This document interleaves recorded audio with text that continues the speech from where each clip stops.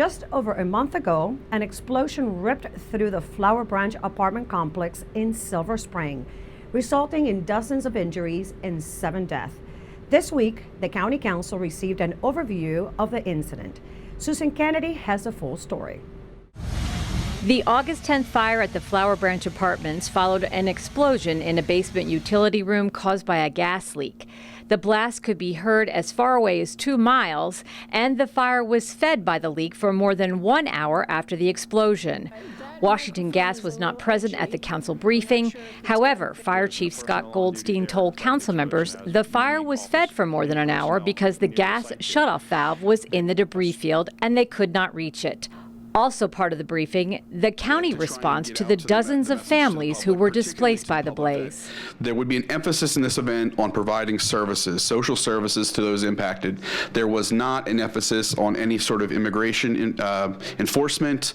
Immigration status was not considered at any point throughout this response. It was of critical importance to us to make sure that everyone had the resources that we could provide them and not on their legal status.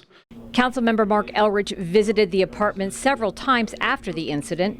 He says this is the biggest mass tragedy in the history of the county, and it's raised a lot of concerns. You're dealing with something that's, just kind of a freak one-off accident, or whether you're dealing with something that, could be prevented, that, we could have done things differently, or somebody could have done things differently that would have altered the outcome. So I think it's important to know that, and it's important for the community to have a better sense of,